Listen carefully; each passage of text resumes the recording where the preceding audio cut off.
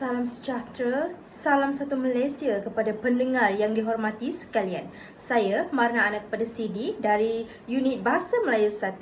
Baiklah, pada hari ini saya akan membentangkan tugasan 3 persembahan iaitu mengenai kesan-kesan perubahan sistem pendidikan semasa terhadap mobiliti sosial dalam aspek dunia teknologi pada masa kini. Baiklah, sebelum saya memulakan bicara, izinkan saya menyulam kata dengan serangkap pantun.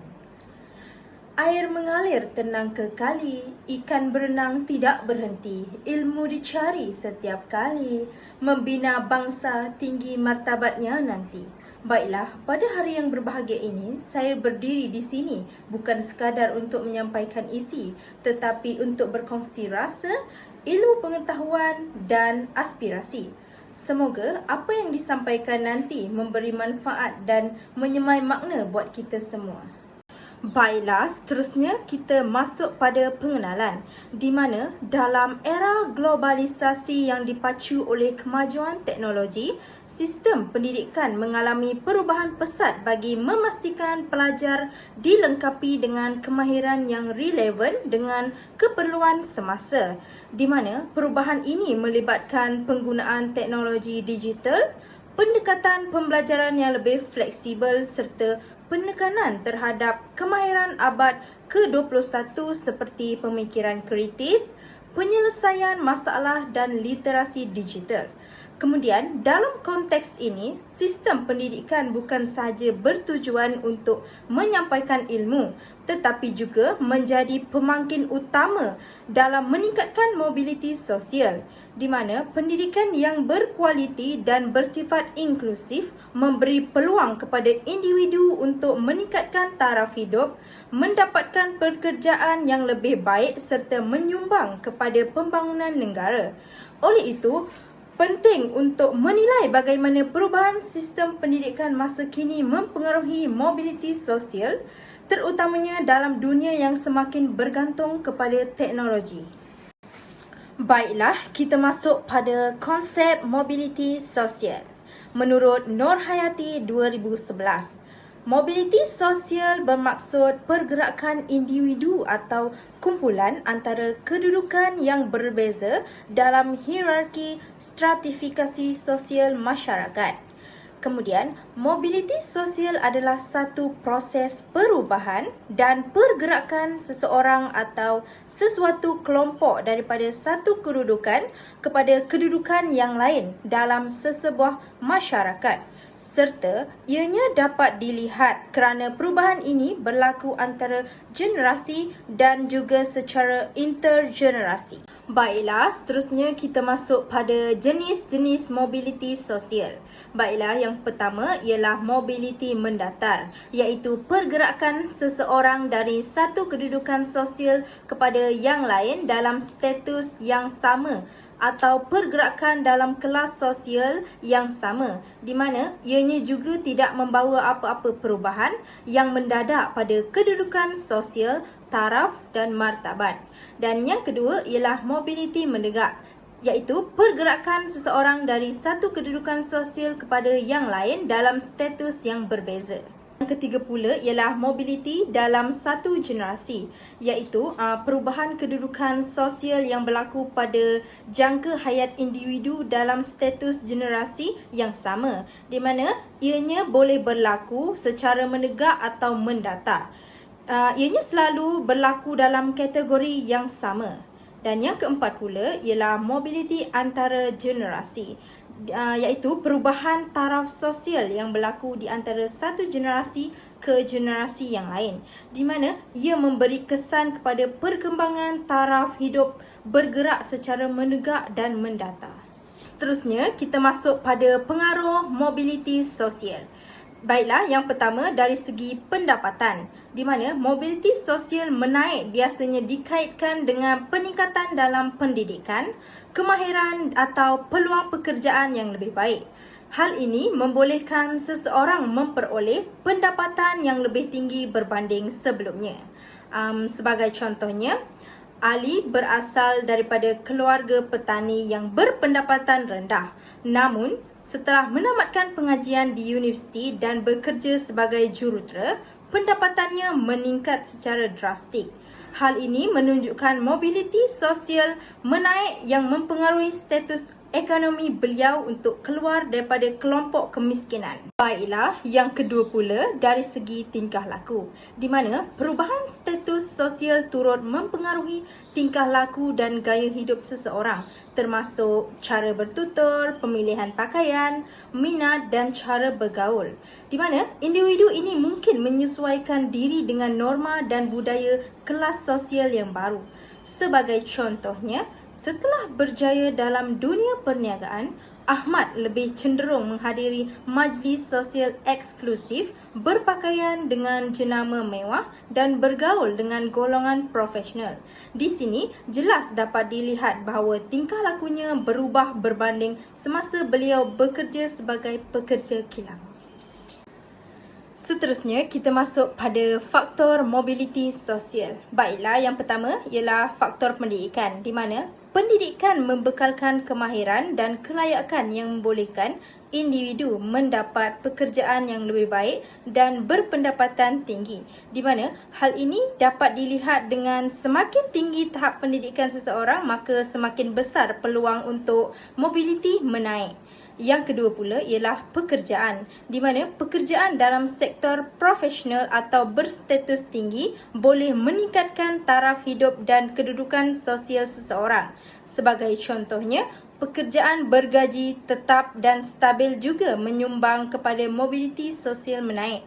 Dan yang ketiga pula ialah bakat semula jadi atau tabiat kerja individu dan keyakinan individu dapat mempengaruhi mobiliti sosial. Sebagai contohnya, seseorang yang mempunyai bakat dalam nyanyian, maka dia boleh menggunakan bakat tersebut untuk menjadi terkenal dan mendapat pendapatan yang lebih baik ke depannya.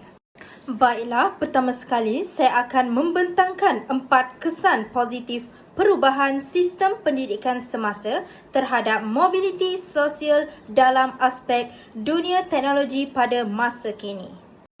Baiklah, kesan positif yang pertama ialah akses pendidikan yang lebih luas, di mana kemajuan teknologi telah menghapuskan banyak halangan tradisional dalam mendapatkan pendidikan, di mana kini pelajar dari kawasan pedalaman ataupun golongan B40 boleh mengikuti kursus dalam talian secara percuma atau berbayar dengan kos yang lebih rendah.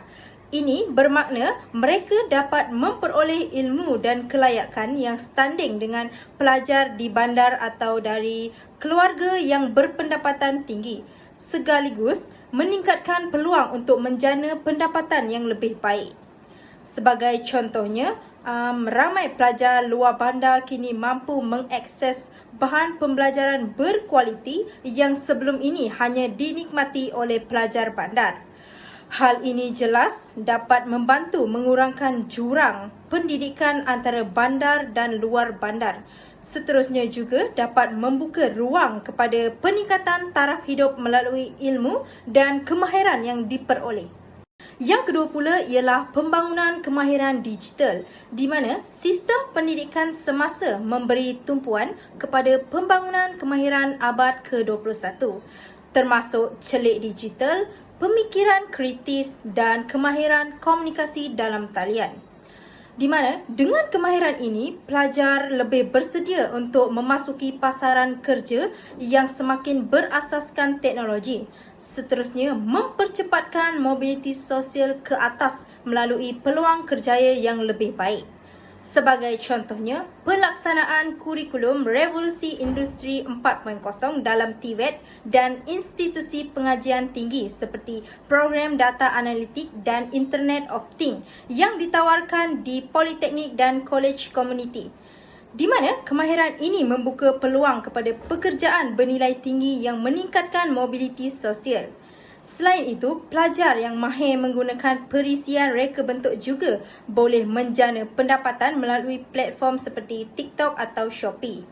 Hal ini jelas menunjukkan bahawa perubahan pendidikan mampu memecahkan kitaran kemiskinan dan melonjakkan lagi mobiliti sosial secara efektif. Yang yang ketiga pula ialah peluang keusahawanan digital, di mana sistem pendidikan kini juga menekankan kemahiran keusahawanan dan penciptaan kandungan digital, di mana ini membuka peluang kepada pelajar untuk menjana pendapatan sendiri melalui media sosial, e-dagang dan perkhidmatan dalam talian, di mana keusahawanan digital membantu mempercepatkan proses keluar daripada kitaran kemiskinan dan meningkatkan status ekonomi keluarga. Sebagai contohnya, pelajar lepasan universiti yang mengikuti kursus keusahawanan digital kini mampu menjana pendapatan melalui perniagaan atas talian seperti di Shopee, TikTok Shop dan Instagram. Hal ini jelas memberi peluang kepada pelajar dari keluarga kurang berkemampuan untuk menjana pendapatan tanpa memerlukan pengeluaran modal yang lebih besar. Baiklah, seterusnya kita masuk kepada kesan positif yang keempat, iaitu pembelajaran kendiri dan fleksibel, di mana perubahan sistem pendidikan yang menyokong pembelajaran kendiri dan fleksibel turut memberi impak positif kepada mobiliti sosial, di mana pendekatan seperti pembelajaran hybrid dan pendidikan jarak jauh membolehkan individu bekerja sambil belajar atau menyambung pelajaran mengikut kesesuaian masa. Hal ini jelas memberikan peluang kepada golongan dewasa, suri rumah atau pekerja kilang untuk terus meningkatkan tahap pendidikan dan kelayakan mereka. Hal ini juga sekaligus membuka peluang ke arah pendapatan lebih tinggi dan peningkatan status sosioekonomi mereka.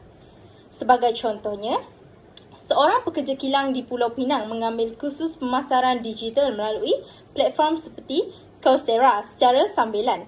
Manakala selepas 6 bulan, beliau berjaya memulakan perniagaan kecil secara dalam talian, di mana hal ini jelas terbukti kerana beliau mampu meningkatkan pendapatan isi rumah yang lebih baik dari masa ke semasa.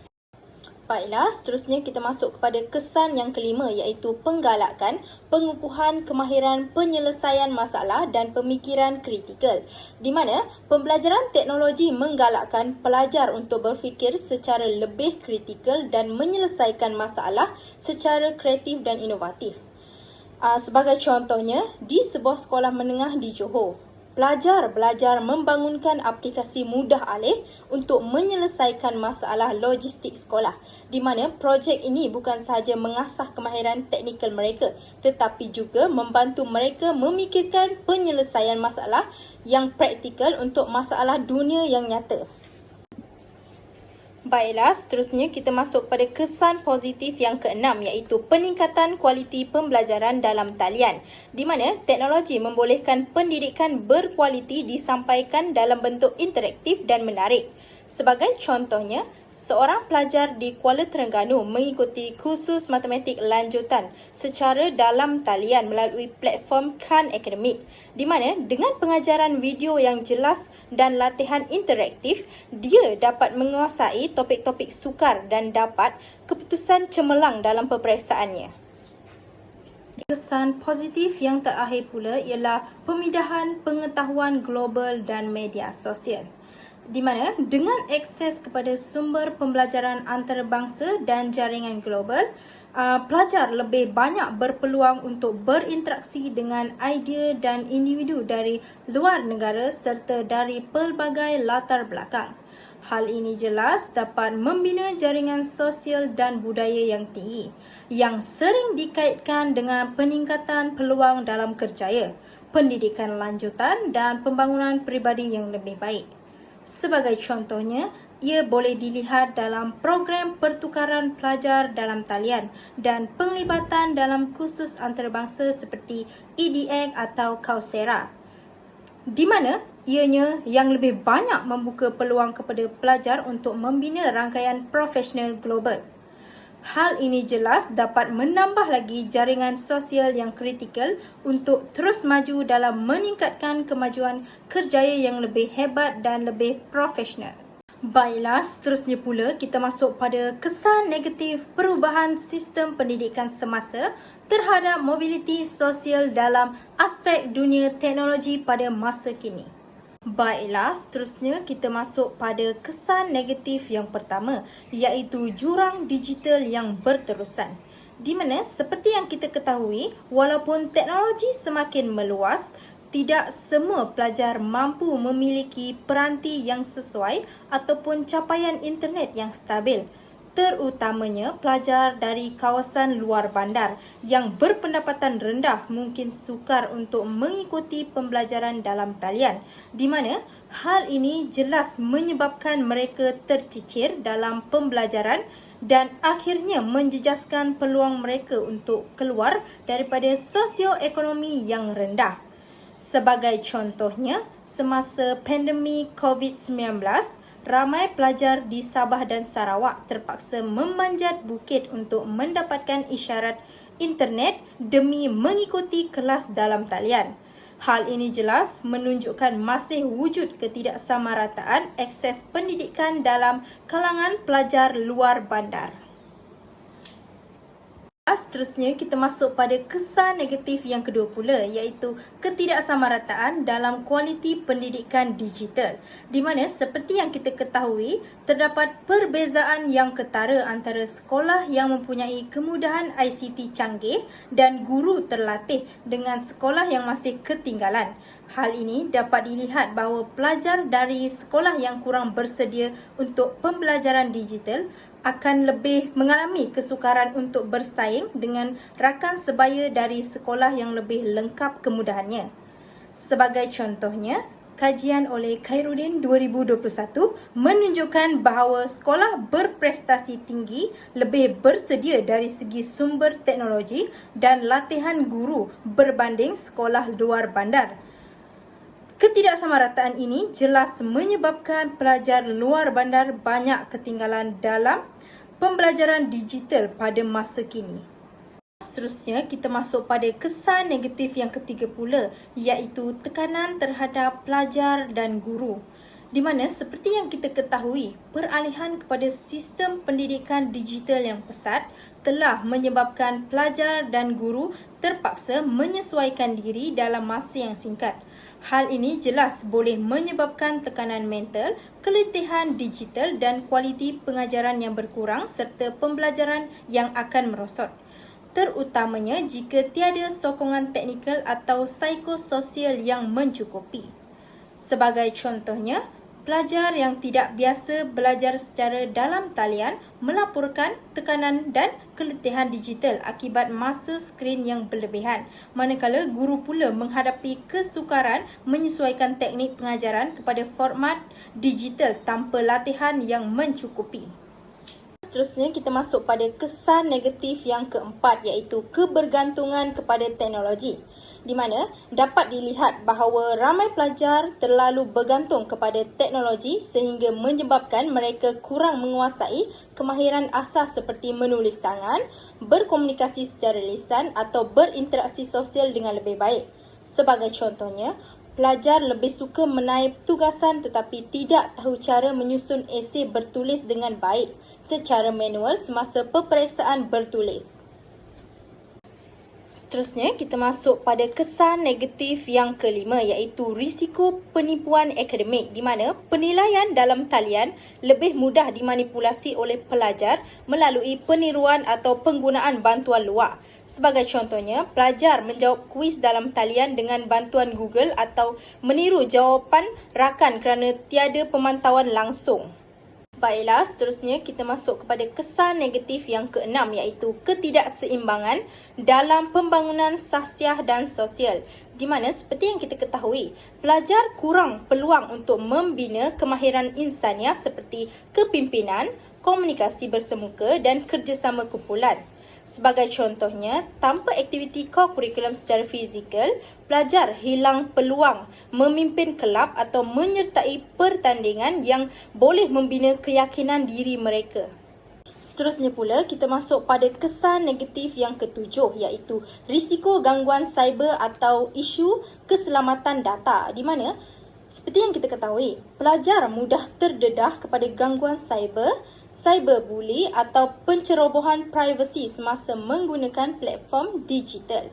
Sebagai contohnya, pelajar menerima mesej gangguan daripada akaun tidak dikenali semasa menggunakan aplikasi pembelajaran terbuka tanpa kawalan keselamatan. Baiklah, seterusnya kita masuk pada kesan negatif yang terakhir pula, iaitu peluang pekerjaan yang semakin terhad. Di mana seperti yang kita ketahui, ketergantungan terhadap teknologi dalam dunia pendidikan dan pekerjaan boleh membawa kepada pengurangan keperluan terhadap tenaga manusia, khususnya dalam bidang yang boleh diautomatikan. Misalnya, dengan kemajuan dalam kecerdasan buatan AI dan robotik, banyak tugas seperti perakaunan asas, perkhidmatan pelanggan dan operasi kilang kini boleh dikendalikan oleh mesin. Sebagai contohnya, dapat dilihat bagi mereka yang tidak mempunyai kemahiran digital atau teknikal yang tinggi, maka golongan pekerja berkemahiran rendah adalah yang paling terkesan kerana mereka sukar mendapat pekerjaan dan mereka lebih mudah digantikan oleh alat teknologi yang canggih pada masa kini, di mana hal ini jelas menyebabkan jumlah kadar pengangguran dan ketidakseimbangan ekonomi semakin meningkat pada masa kini. Baiklah, apa yang dapat saya rumuskan daripada pembentangan saya sebentar tadi ialah secara tuntasnya perubahan dalam sistem pendidikan yang dipacu oleh kemajuan teknologi pada masa kini memberikan impak yang besar terhadap mobiliti sosial, baik dari segi peluang pendidikan maupun peningkatan kapasiti individu dalam menghadapi cabaran dunia pekerjaan, di mana dengan penerapan teknologi dalam proses pembelajaran, akses kepada pendidikan yang lebih luas juga memungkinkan individu dari pelbagai lapisan masyarakat dapat meningkatkan kualiti hidup mereka. Justru itu, untuk memastikan teknologi benar-benar menjadi pemangkin kepada keadilan sosial dan pembangunan insan, maka semua pihak harus berganding bahu dalam menyediakan prasarana digital yang menyeluruh, latihan kemahiran abad ke-21 serta dasar pendidikan yang progresif dan seimbang, di mana hanya dengan itu aspirasi untuk melonjakkan mobiliti sosial melalui sistem pendidikan moden dapat direalisasikan secara holistik dan berterusan. Sebelum saya mengakhiri bicara, izinkan saya menyulam kata dengan serangka pantun. Ilmu dicari siang dan malam, jadi bekalan sepanjang zaman. Biar sedikit asalkan faham, ilmu diamal penuh pedoman. Baiklah, sebagai penutup bicara, izinkan saya menyatakan bahawa ilmu pengetahuan ialah kunci utama untuk membuka pintu kejayaan. Semoga segala yang dikongsi hari ini menjadi pencetus, inspirasi dan bermanfaat untuk kita semua. Sekian sahaja daripada saya. Semoga kita bertemu lagi dalam ruang ilmu yang lain.